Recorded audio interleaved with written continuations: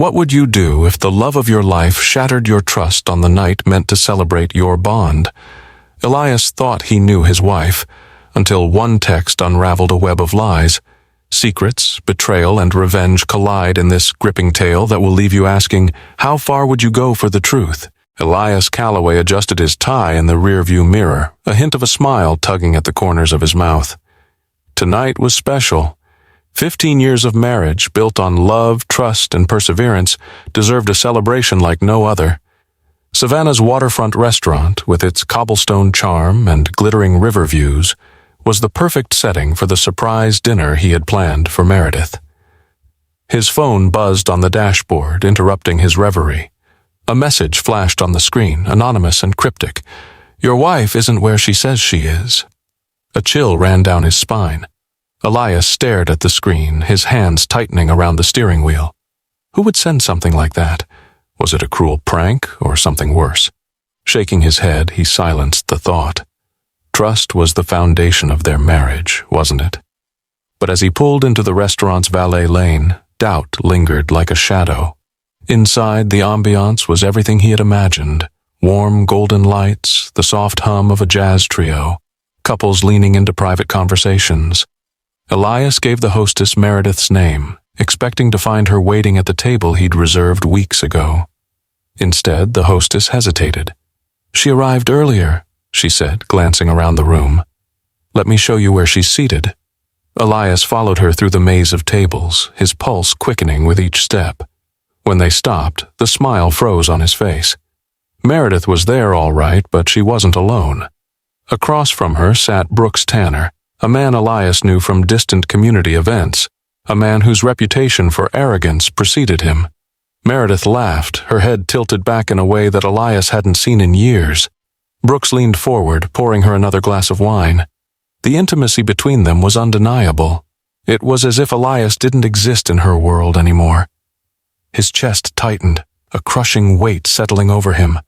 Elias's hand instinctively went to his pocket, gripping his phone. He wanted to storm over, demand an explanation, but his feet felt cemented to the floor. Instead, he lifted the phone, capturing the image of the two of them in a candid moment of betrayal.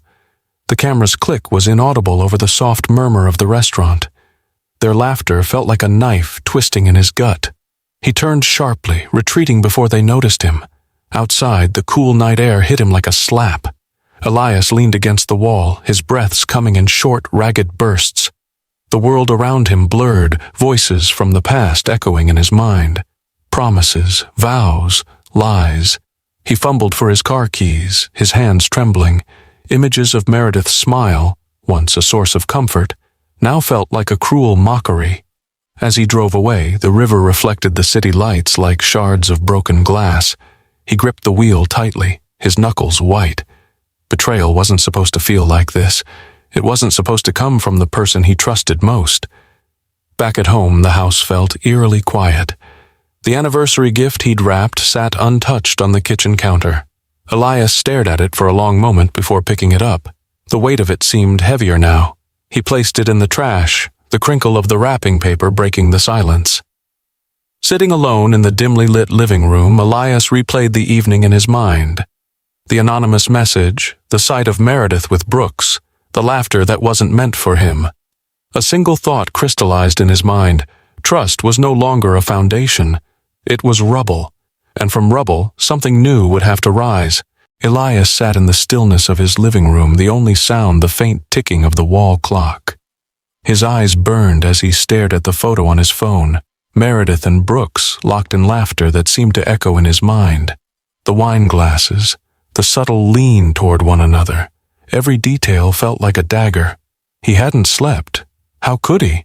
The foundation of his life was crumbling beneath him, and he wasn't sure where to begin. The anonymous text replayed in his mind. Who had sent it? A friend? A stranger? Did they pity him or want to see him break?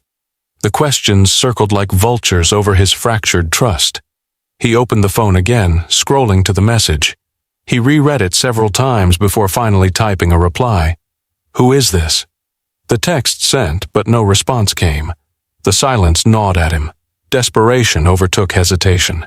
He walked to the kitchen, retrieving the tablet Meredith used for work. It had always been her domain, something he'd never felt the need to question, until now. His hands trembled as he unlocked it, years of trust battling the need for truth. Scrolling through her emails, his breath caught. In a folder labeled Receipts, he found transactions for jewelry stores, upscale hotels, and private dinners, none of which he had known about. They dated back months. A sickening realization crept over him. This wasn't a momentary lapse. It was a pattern, meticulously hidden in plain sight. His pulse quickened as he delved deeper, finding correspondence between Meredith and Brooks. The messages were casual, almost mundane, yet they cut like glass. One in particular froze him. "I'll tell him soon. He's oblivious anyway." Elias set the tablet down, his chest rising and falling with labored breaths. Oblivious. That word rang in his ears, mocking him. His mind raced, piecing together the puzzle. He thought back to the nights Meredith claimed to be working late, the trips to visit her sister, the moments he'd chalked up to the demands of her career. He had believed her, and now he hated himself for it. The sound of the front door jolted him. He quickly put the tablet back, composing himself as Meredith walked in. She looked surprised to see him awake, her coat still damp from the night air. "You're up early," she said, her voice casual. "Couldn't sleep?" Elias forced a smile. "Something like that." She moved past him, her heels clicking against the floor. "I need to shower. Long day tomorrow." He watched her disappear down the hallway, his heart pounding in his chest. The words were on the tip of his tongue, I know, but he held back. This wasn't the moment. Not yet. When she was out of sight, he returned to the tablet. The evidence was damning, but it wasn't enough. He needed more. He needed to be sure. His mind turned to Anna, their 14-year-old daughter. Had she noticed anything? Had Meredith involved her in the lies? The thought sickened him. Later that morning, Elias sat across from Anna at the breakfast table. Her bright, innocent eyes looked up at him as she spread jam on her toast. "Did Mom say anything about last night?" he asked, trying to sound casual. Anna shrugged. "She said she was with clients. Why?" Elias's heart sank. "Clients, huh? Did she tell you where?" Anna paused, her brow furrowing. "She said she was at the restaurant you always go to. She asked me not to say anything because it was supposed to be a surprise for you." Her voice trailed off. "Is everything okay?" Elias forced a smile, swallowing the lump in his throat. "Everything's fine, sweetheart." But it wasn't. The shadows around him grew darker with each revelation. He had trusted too easily, ignored the signs too willingly. Now every detail felt like a thread unraveling the fabric of his life, and he knew this was only the beginning. The Saturday sun stretched lazily over Savannah, painting the cobblestones with a warm glow. The Callaways' neighborhood bustled with life as families set up grills and tables for the much-anticipated community barbecue. It was an annual tradition, a gathering of smiles, laughter, and camaraderie. But for Elias, the cheerful atmosphere was a cruel juxtaposition to the storm raging within him. He had spent the night replaying every discovery in his mind, the receipts, the messages, and the bitter truth of Meredith's betrayal. Each piece felt like a slap, compounding his rage and humiliation. Now, standing among friendly faces, Elias felt out of place. The trust he had once placed in Meredith, and perhaps in life itself, was shattered. "Elias, over here," called Doug Weaver, his next-door neighbor and longtime acquaintance. Doug waved him over to a cluster of guests near the grill. Meredith was there too, her smile radiant as she handed a plate of ribs to Mrs. Jameson, the neighborhood matriarch. She played her part perfectly, chatting effortlessly with friends as though their lives were idyllic, as though last night hadn't happened. Elias approached the group, his steps slow and deliberate. He clutched a manila folder in his hand, a folder that contained the proof of her infidelity. His heart pounded as he stepped into the circle, Meredith's gaze locking onto his.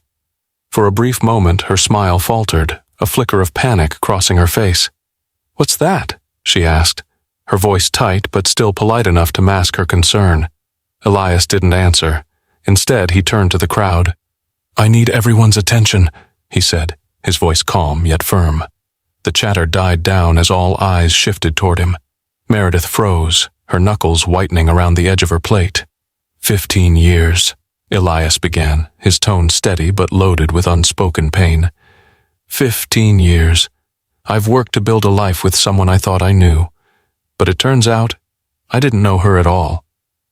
Elias, Meredith interjected, her voice trembling. This isn't the time. It's exactly the time, he interrupted, his eyes locking onto hers. These people deserve to know the truth. He opened the folder, pulling out the photos he had taken at the restaurant. The images, Meredith and Brooks, their intimacy undeniable, seemed to burn in the bright sunlight. Gasps rippled through the crowd. Elias, stop! Meredith's voice broke as she reached for his arm, but he stepped back, holding the photos aloft. I trusted you. His voice cracked, raw with emotion. I believed in you, and this is how you repay me? The whispers started then, hushed but insistent, weaving through the gathered neighbors like wildfire. Meredith's cheeks flushed crimson, her composure crumbling as she tried to stammer an explanation. It's not what it looks like, she pleaded, her voice desperate. Oh, it's exactly what it looks like, Elias retorted. And there's more. He pulled out a receipt, one of many, and held it up. Dinners, hotels, jewelry, all paid for with our savings. Money meant for our family. His voice rose, trembling with fury. You didn't just betray me, you betrayed Anna.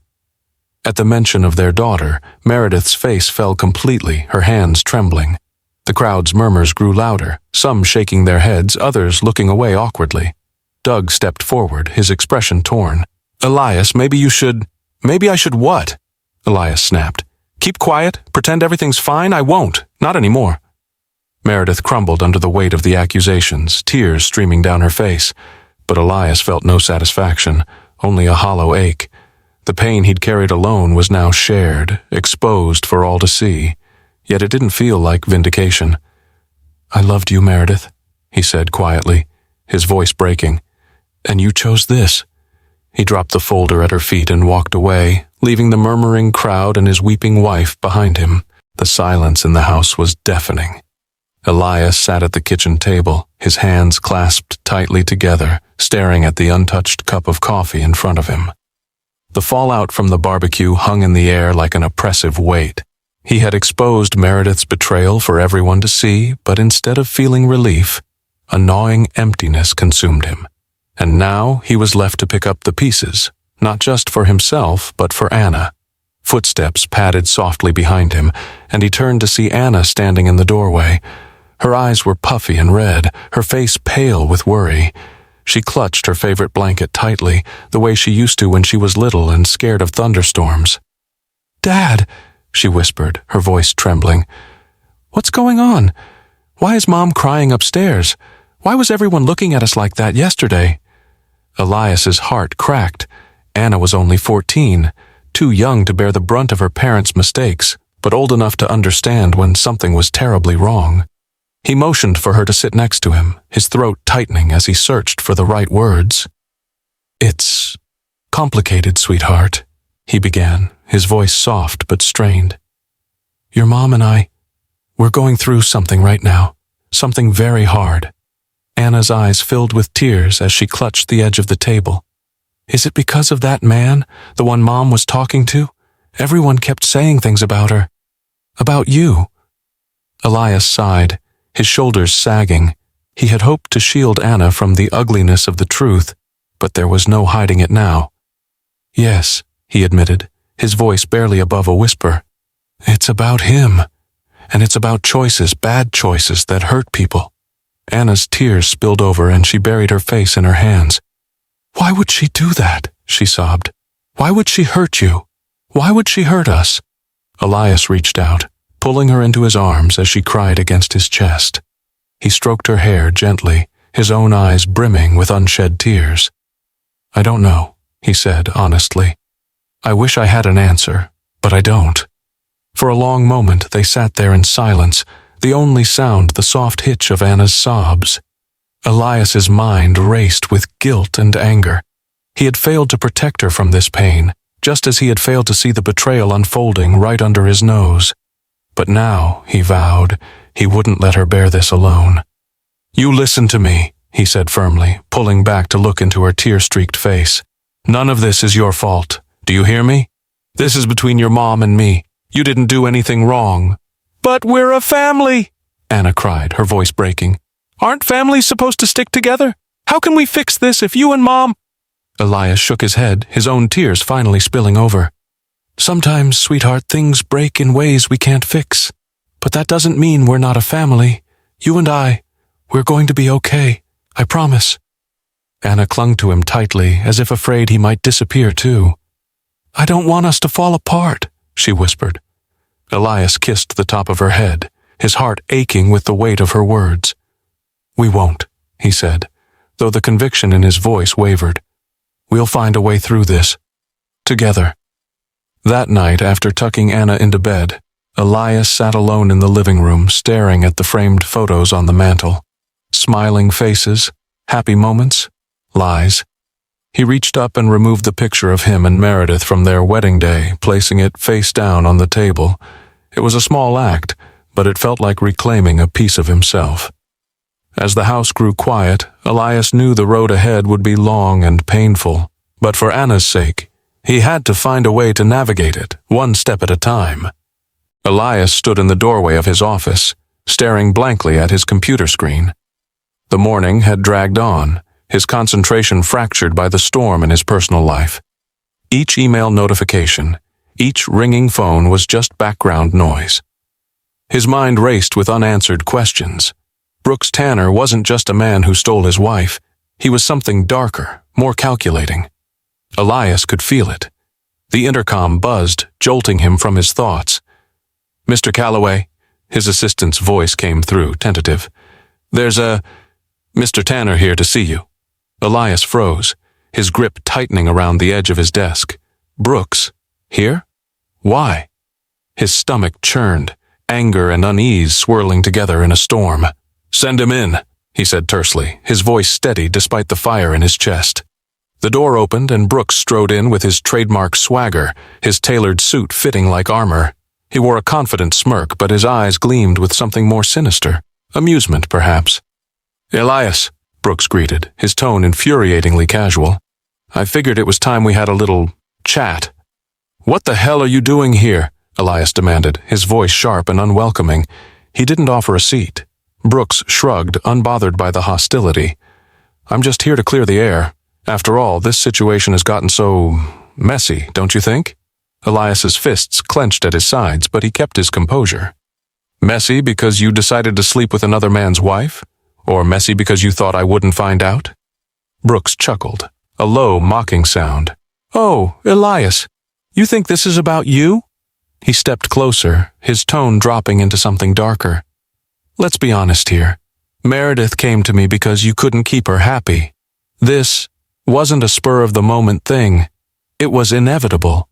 The words hit like a blow, but Elias refused to let Brooks see his pain. Instead, he straightened his shoulders, meeting the man's gaze head-on. "You're delusional if you think I'm going to let you waltz in here and spin this as my fault." Brooks smirked, leaning casually against Elias's desk. "Fault doesn't matter, Elias. Control does, and right now, I have all of it." Elias's jaw tightened. "You don't control anything." Brooks raised an eyebrow, pulling a folded piece of paper from his pocket. "You sure about that?" He tossed it onto the desk. It was a printout of an email thread, messages exchanged between Meredith and Brooks. But this wasn't just any exchange. The dates, the locations, they lined up with corporate retreats and meetings Elias himself had organized. "You see," Brooks began, his tone dripping with mock concern, "if someone were to misinterpret this, it might look like you knew about us all along, that you used your position to facilitate it. Imagine what your boss would think." Elias's stomach dropped. It was a bluff. It had to be, but the implications were clear. Brooks wasn't just attacking him personally. He was threatening his livelihood. "What do you want?" Elias demanded, his voice low and dangerous. "Simple." Brooks straightened, his smirk returning. "Stay out of my way. You've already lost your wife. Don't lose the rest of your life trying to fight me." For a moment, the office was silent, the tension palpable. Then Elias spoke, his voice calm but laced with steel.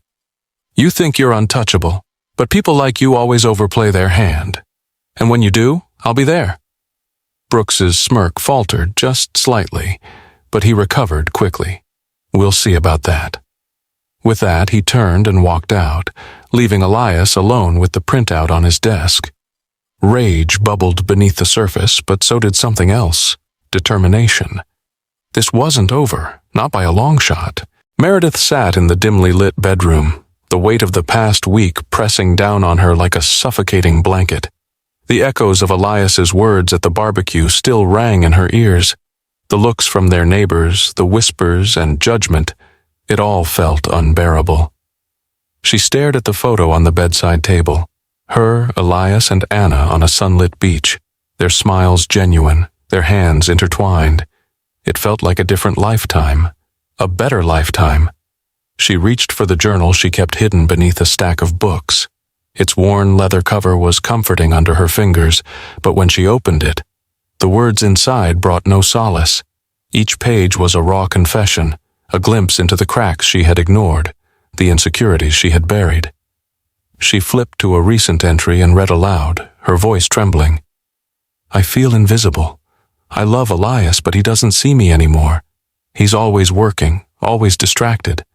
I miss feeling wanted, feeling alive." Tears welled in her eyes. She had written those words in a moment of weakness, but now they felt hollow, almost selfish. What had she expected? That Brooks would fill the void Elias hadn't noticed? That her affair would somehow make her whole? Instead, she had shattered the life they had built and dragged Anna into the wreckage. Her phone buzzed on the nightstand, jolting her from her thoughts. Brooks.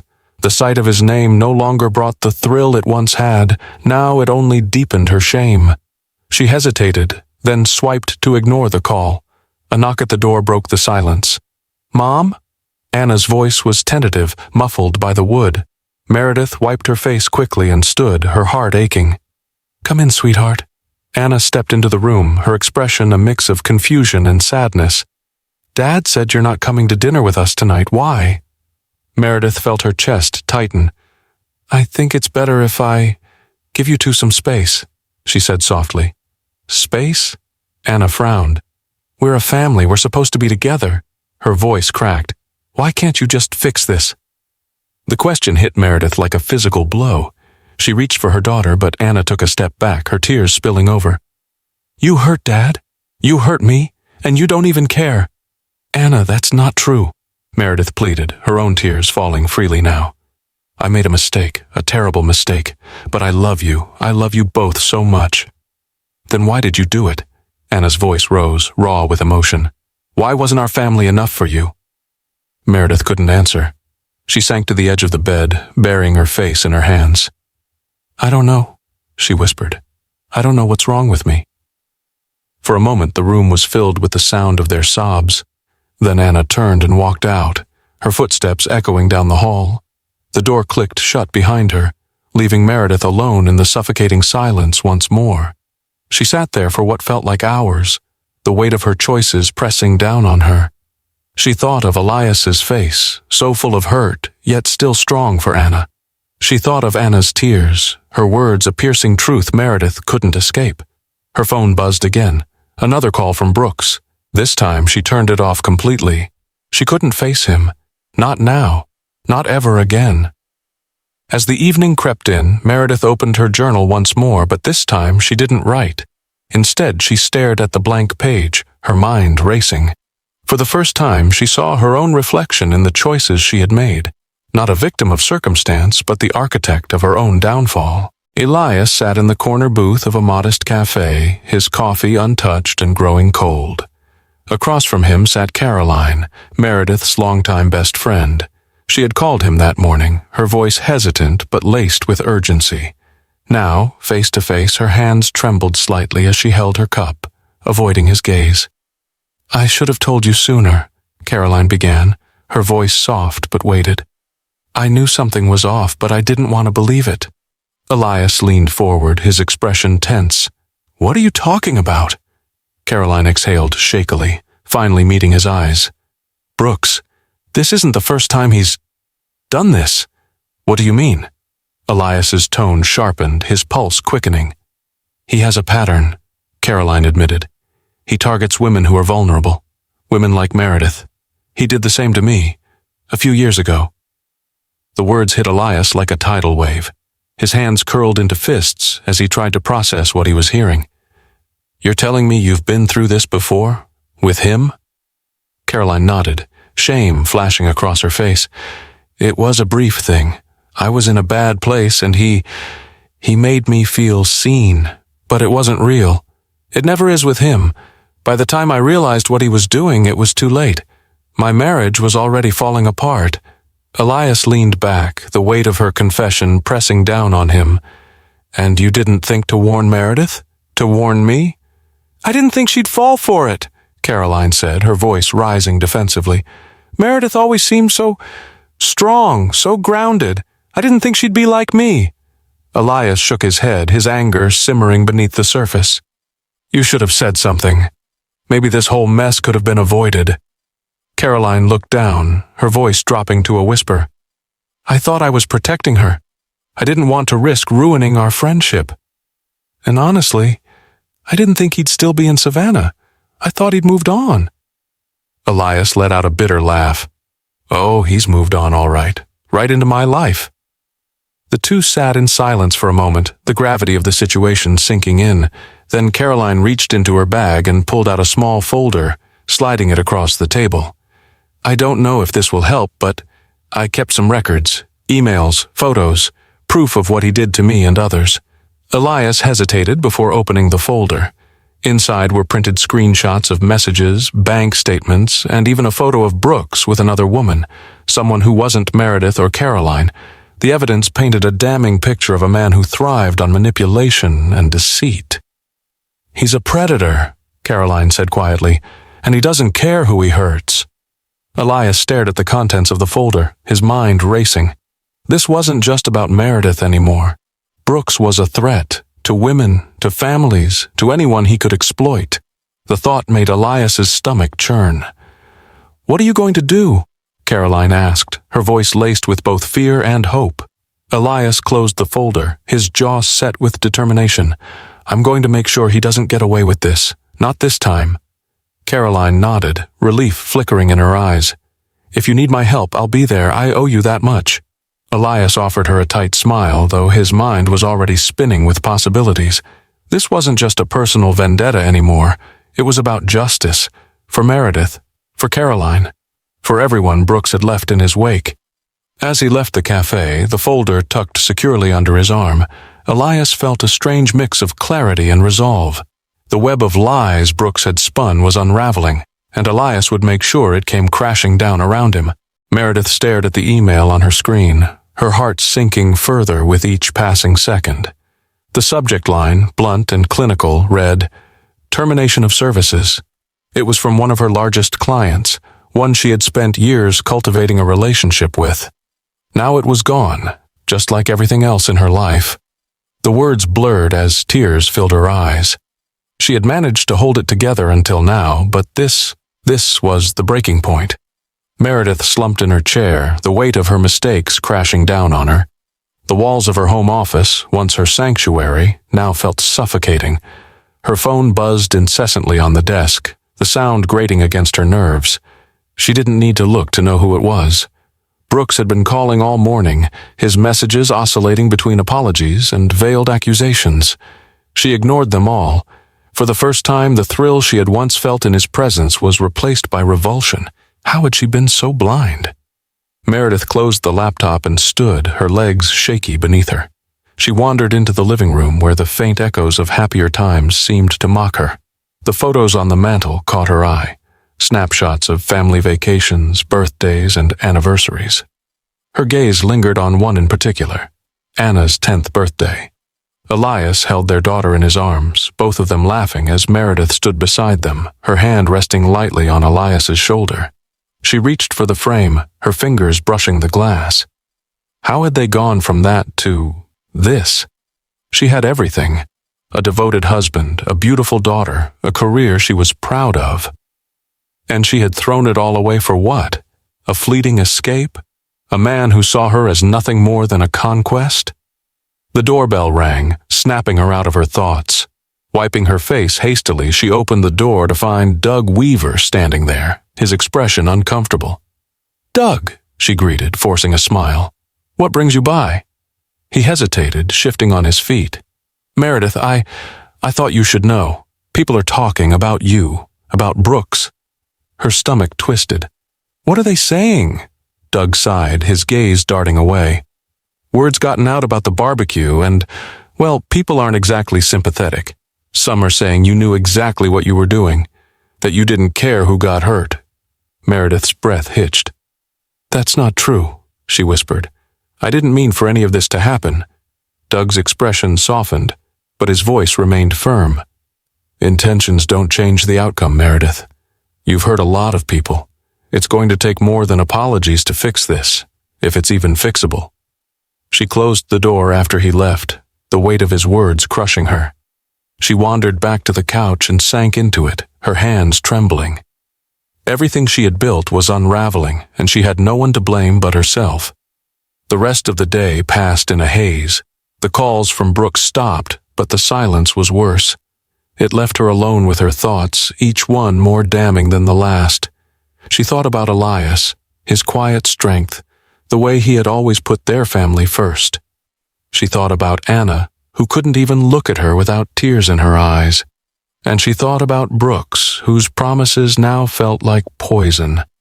As night fell, Meredith stood in front of the bathroom mirror, her reflection barely recognizable. The confident, ambitious woman she had once been was gone, replaced by someone broken, hollow. She opened the cabinet and pulled out a bottle of sleeping pills, staring at it for a long moment. The temptation was there, but so was the voice in the back of her mind. A faint whisper of hope. Maybe, just maybe, she could find a way to make things right. Meredith set the bottle down and walked back to the living room. She picked up her journal, flipping through its pages until she found a blank one. With trembling hands, she began to write. Not excuses, not justifications, but a plea. To Elias, to Anna, to herself. Brooks Tanner leaned back in his office chair, a glass of whiskey swirling lazily in his hand. The muted hum of the city filtered through the floor-to-ceiling windows behind him, casting long shadows across his lavish desk. He smirked as he read through an email from one of his lawyers, detailing yet another delay in the civil suits piling up against him.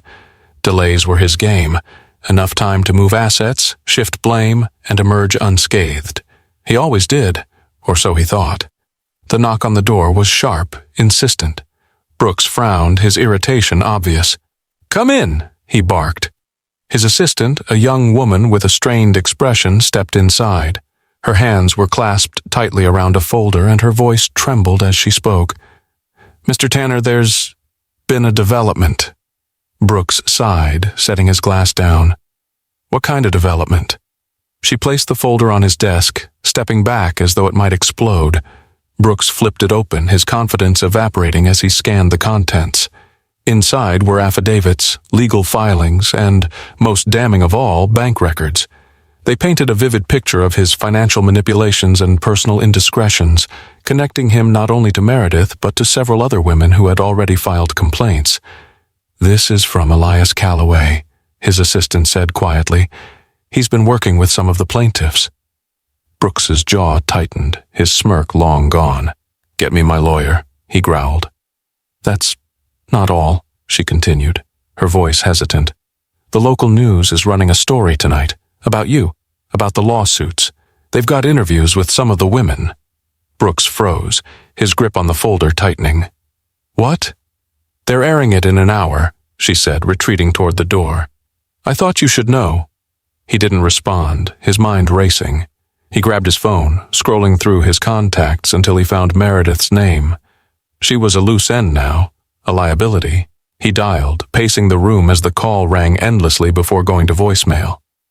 "Meredith," he hissed into the phone. "We need to talk. Call me back." The news broadcast hit harder than Brooks anticipated. The stories were raw, unflinching accounts of his manipulations and deceit.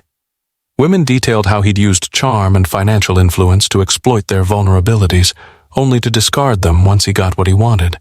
His face flashed across the screen, accompanied by words like predator and lawsuit. The anchors discussed his failing business empire, speculating on his chances of weathering the storm. By the next morning, his office was in chaos. Calls from investors, clients, and associates flooded in, each one more panicked than the last. Some demanded explanations, while others cut ties outright. Brooks's once loyal staff began resigning one by one, unwilling to be dragged down with him. Desperation set in as he tried to salvage what remained of his empire. But every move he made seemed to backfire. Bank accounts were frozen. Lawsuits multiplied. The walls were closing in, and for the first time in his life, Brooks realized there was no way out. Late that night, he sat alone in his once pristine office, the shelves bare and the desk cluttered with legal papers. His phone buzzed with yet another call, this time from a number he didn't recognize. Hesitant, he answered. "You thought you were untouchable." Elias's voice came through, calm but cold. "But the thing about people like you, Brooks, is you always go too far." Brooks clenched his jaw, his mind scrambling for a response. "You think you've won?" "This isn't about winning," Elias replied. "It's about making sure you can't hurt anyone else. Enjoy your collapse."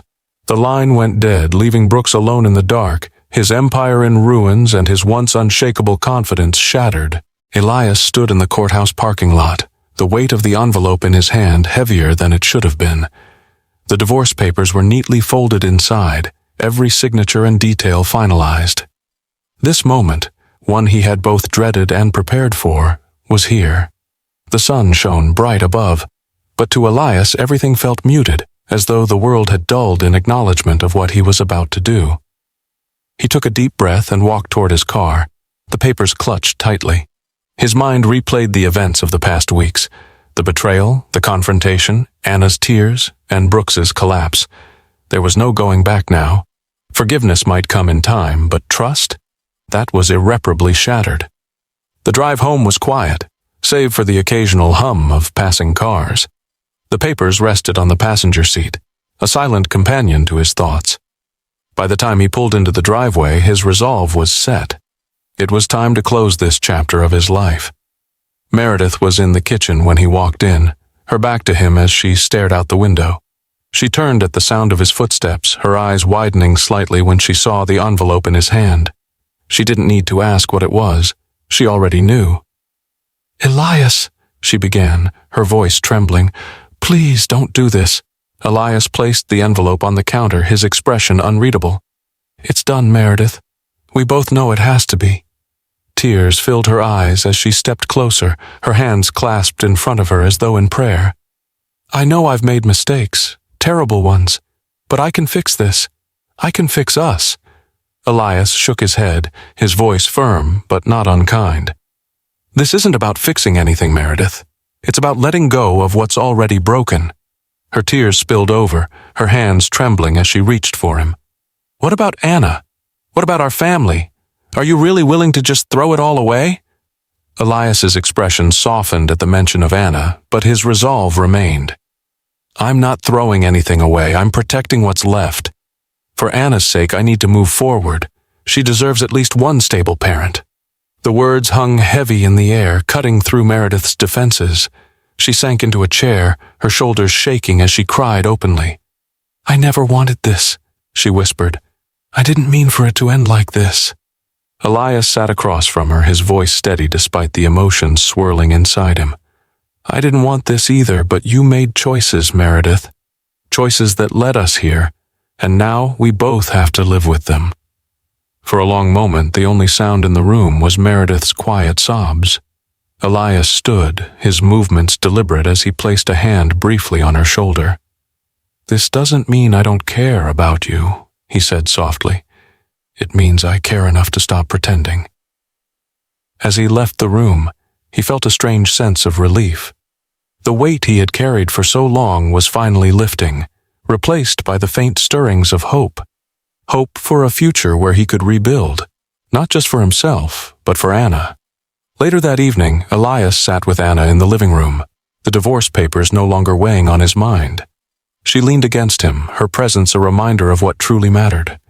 He wrapped an arm around her, pulling her close as the two of them watched the sun dip below the horizon. The sound of Anna's door slamming reverberated through the house, a stark contrast to the uneasy silence that had lingered since Elias handed Meredith the divorce papers. Elias sighed heavily, rubbing his temples as he stood in the hallway outside her room. His daughter's anger was palpable, like a storm waiting to break. "Anna," he called softly, tapping lightly on the door. "Can I come in?" "No," came her muffled reply, sharp and filled with pain. Elias hesitated, his hand lingering on the doorknob. She hadn't spoken more than a few words to him since last night's conversation about the divorce. He knew this moment would come, but nothing had prepared him for the sheer weight of her heartbreak. "Sweetheart, please," he tried again. "We need to talk." The door swung open abruptly, revealing Anna's tear-streaked face. Her eyes, red and swollen, glared at him with a mixture of hurt and frustration. "Talk about what, Dad?" she snapped, her voice trembling. "How you're tearing our family apart. How everything's falling apart and nobody even cares." Elias stepped back, startled by the force of her words. "Anna, that's not fair." "Fair?" she interrupted, her voice breaking. "What about any of this is fair? You and Mom are supposed to love each other. We're supposed to be a family, but now it's all gone because you won't forgive her." Her words hit him like a punch to the gut. Elias took a deep breath, steadying himself. "Anna, I know this is hard for you to understand, but—" "No!" she shouted, cutting him off again. "You don't understand. I don't care what Mom did. I don't care about Brooks or whatever. I just want things to go back to the way they were." Tears spilled down her cheeks as she sank onto the edge of her bed, burying her face in her hands. Elias moved cautiously, sitting beside her. He placed a hand gently on her shoulder, his heart aching at the sight of her pain. "Anna," he said softly, his voice steady but full of emotion, "I wish I could fix this for you. I wish I could make it all go away. But some things can't be undone." She looked up at him, her eyes filled with despair. "Why not? Why can't you just try? Isn't that what families do?" Elias swallowed hard, searching for the right words. "Families are supposed to be built on trust, Anna. And when that trust is broken, sometimes it's not possible to put the pieces back together." "But I didn't break anything," she cried, her voice cracking. "I didn't do anything, and now I'm the one who has to live with it." Elias pulled her into his arms as she sobbed against his chest, her small frame shaking with the force of her emotions. "I know, sweetheart," he murmured, his own tears slipping free. "I know this isn't fair, and I hate that you're hurting because of something you didn't do. But I promise you, we'll get through this, you and me, together." For a long moment they stayed like that, father and daughter, holding on to each other as if the world outside might collapse. When Anna's sobs finally subsided, she pulled back slightly, her voice a whisper. "Do you still love her?" she asked, her eyes searching his face. Elias hesitated, the question cutting deeper than he expected. "I'll always care about your mom," he said honestly. "But sometimes, love isn't enough to make things right." Anna nodded slowly, her gaze dropping to her hands. "I just want us to be okay." "We will be," Elias promised, his voice steady. "It won't be easy, and it won't be quick, but we'll be okay." As he tucked Anna into bed that night, Elias felt a strange mixture of relief and sorrow.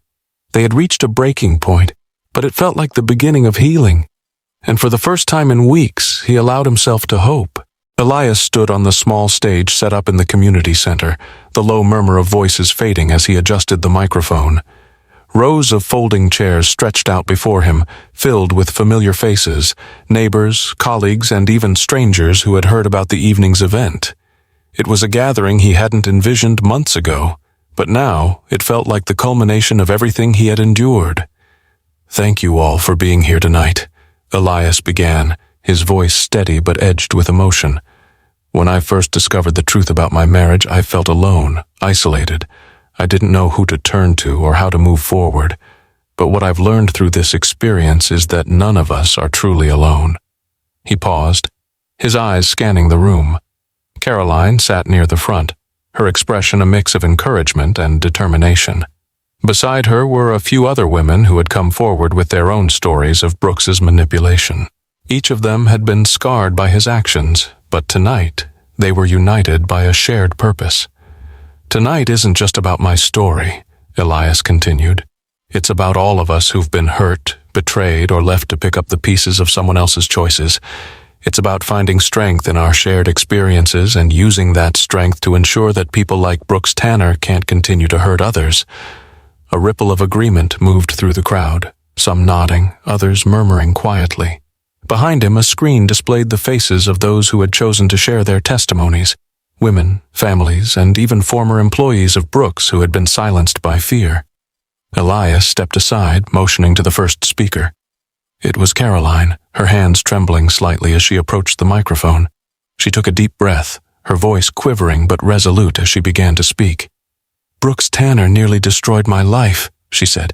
"He made me feel small, powerless, like I didn't matter. But today, standing here with all of you, I realize that I do matter. We all do." Applause erupted, brief but supportive, as Caroline's words set the tone for the evening. One by one, others came forward to share their stories. Each testimony a thread in the tapestry of resilience the community was weaving together. By the time Elias returned to the microphone, the energy in the room was palpable. "This isn't just about holding one man accountable," he said. "It's about creating a space where we can heal, where we can support one another, and where we can ensure that this doesn't happen to anyone else." As the event concluded, people lingered, talking in small groups, exchanging contact information, and offering words of encouragement. The walls that had once divided them, shame, fear, isolation, were crumbling, replaced by a sense of solidarity. Meredith stood in the back of the room, her face partially obscured by the shadows. She hadn't been invited, but she couldn't stay away. Watching Elias on stage, seeing the strength he had found in the aftermath of their broken marriage, was both inspiring and deeply painful. She wanted to approach him, to say something, but the weight of her guilt held her back. As Elias stepped off the stage, he was immediately surrounded by people offering handshakes and words of gratitude. He smiled politely, his eyes scanning the room until they landed on Anna, who stood near the refreshments table, talking animatedly with a group of her friends. The sight warmed his heart. For the first time in months, she seemed lighter, more at ease. When the room began to empty, Elias walked over to Anna, who greeted him with a smile. "You were really good up there, Dad," she said, her tone genuine. "Thanks, kiddo," he replied, wrapping an arm around her shoulders. "I think tonight was a good step forward, for all of us." As they walked out together, the cool night air greeted them, carrying with it a sense of renewal. Elias glanced back at the community center, its lights still glowing warmly. The battle wasn't over, but tonight they had won something important: the power of connection, the strength of unity, and the hope of a brighter future. The house was quiet, the kind of silence that pressed down on Meredith with an almost physical weight. She sat at the kitchen table, a cup of tea cooling in her hands, though she had no intention of drinking it. The clock on the wall ticked steadily, the sound both soothing and maddening in the stillness of her home. This was her life now, empty, hollow, and unbearably quiet. The community event the night before had only deepened her sense of isolation. She had watched from the shadows as Elias stood on that stage, commanding the respect and admiration of those around him. His strength, his resolve, it was a stark reminder of how far she had fallen. She had wanted to approach him, to offer an apology or some kind of acknowledgement, but the words had died in her throat. What could she possibly say that would undo the damage she had caused? Her phone buzzed on the table, the screen lighting up with a message from Brooks. She didn't read it, swiping it away instead. He had become a specter in her life, a ghost of her worst decisions. She had cut ties with him weeks ago, but his persistence lingered, like a stain she couldn't scrub away. Meredith's gaze drifted to the mantel in the living room, where photos of happier times still stood. One photo in particular caught her eye, a candid shot of Elias and Anna laughing together at the beach. The sunlight had caught their faces just right, illuminating their joy.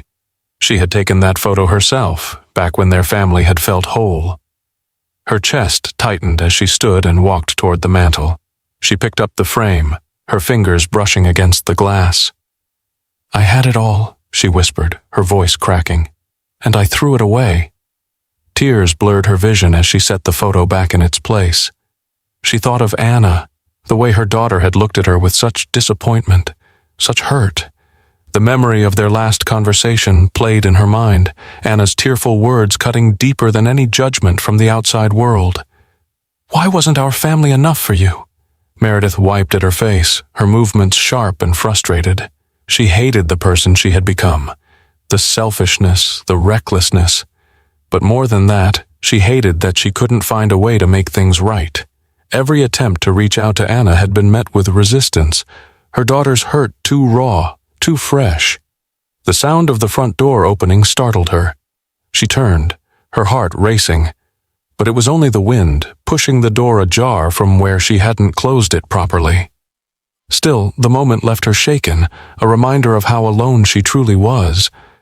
There was no Elias to come home to, no Anna running through the hallways. Just her, in a house that felt like a shell of what it once was. Meredith returned to the kitchen and sat back down, the tea now stone cold. She pulled out her journal and opened it to a blank page. Her hand hovered over the paper, unsure of where to begin. For months she had written excuses, justifications for her actions.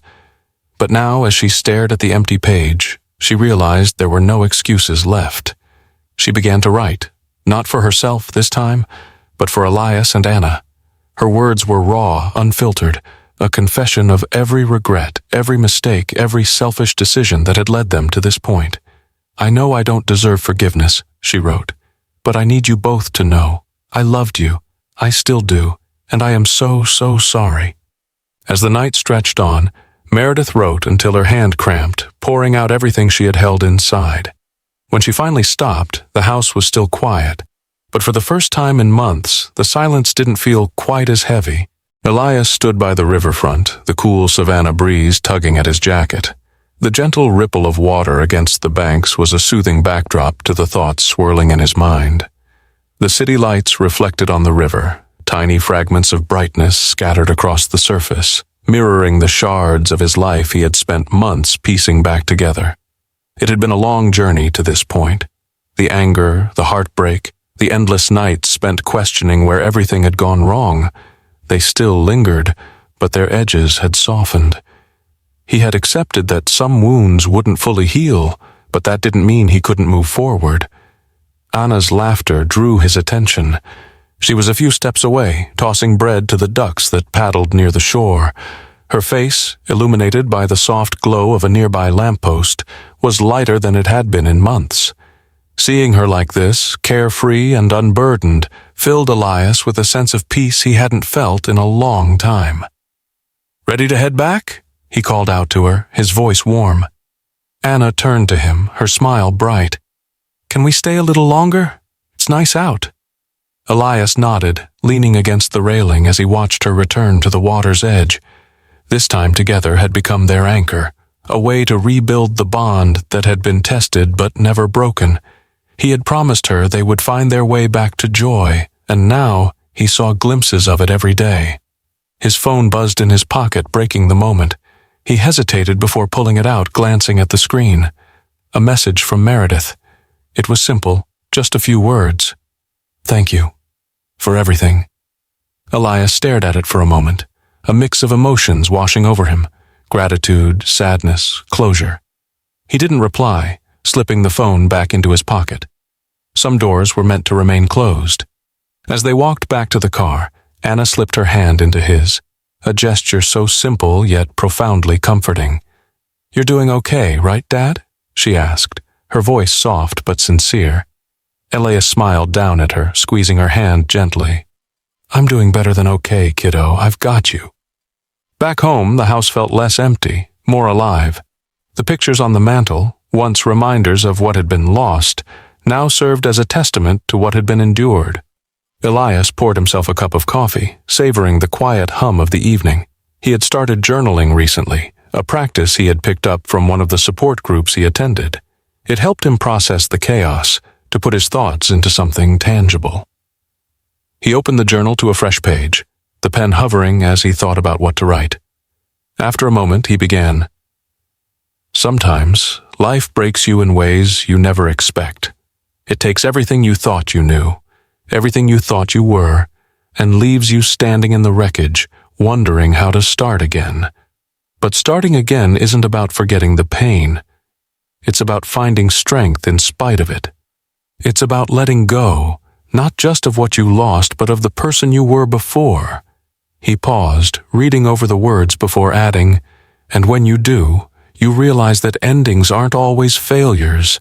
Sometimes they're the beginning of something better." The sound of Anna's footsteps upstairs made him smile. She was his better beginning, his reason to keep going.